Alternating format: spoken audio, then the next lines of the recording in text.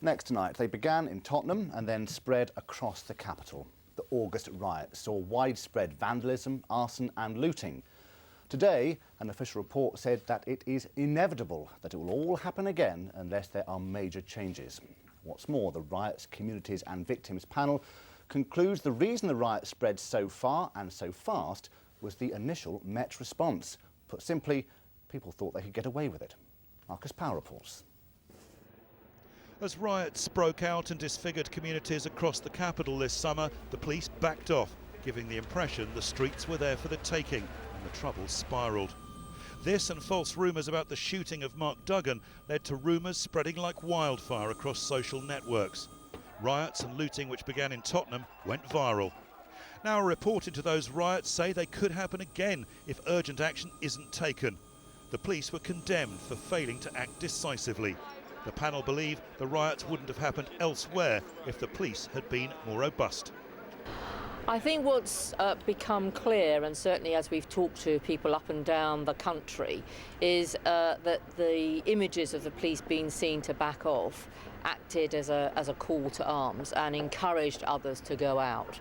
And that really now has to be a lesson for the police. There's a major review underway at the moment, which will be published by the HMIC, but certainly that sense of an absence of police encouraged people to go out and see what they could take. After Mark Duggan was shot and killed by the police, official information emerged, claiming he had fired at the officers. This wasn't true and wasn't corrected quickly.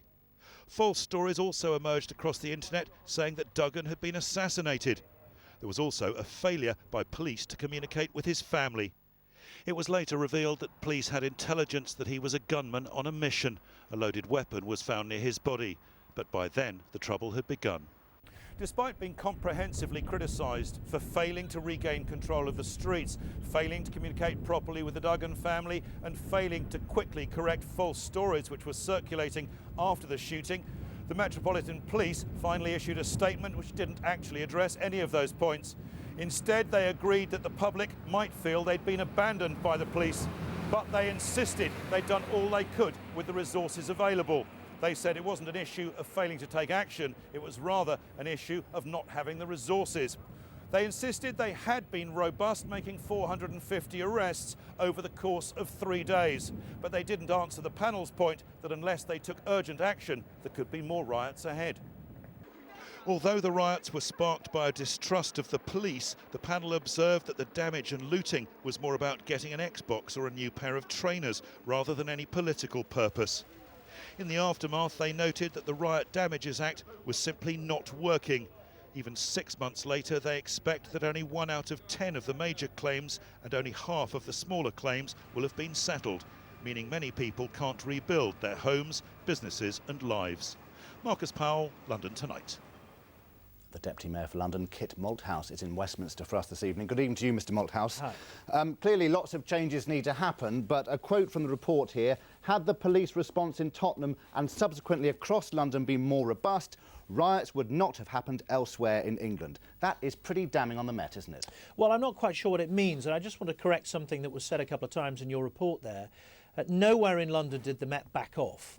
It's been accepted that there weren't enough police officers on the night, and they didn't get there fast enough to deal with what was a unique event, something that the Met has never faced before, and there are measures in place to try and improve that by both increasing the number of public order officers that we have trained and looking at how quickly we can mobilise people and get them out there faster. But the bottom line is that if they had been more robust, that's the quote from the report, on that first night and on the second and the third night, we wouldn't have had that spread of violence. Well, if there had been more police officers there, I'm not quite sure what they mean by robust, but if there had been more police officers there... If they'd come down harder on the people that were looting and setting fire to buildings?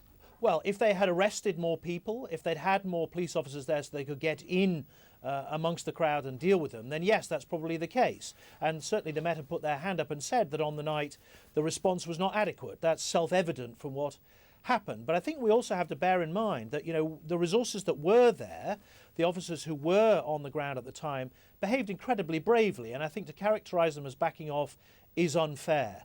there is something that needs to change about the way they address those issues, and we need to look, as I say, at the mobilisation plan, how we can get officers there faster when things like this happen. But we also need to bear in mind, this is an event that happened, certainly happened in London's history, about once every 26, 30 years. So to have a standing army every night ready to deal with it is not necessarily going to be the way forward. There are things we can do, and we're working on that at the moment. Kit Malthouse, thank you very much indeed. Thank you. Now, the jury in the Stephen Lawrence murder trial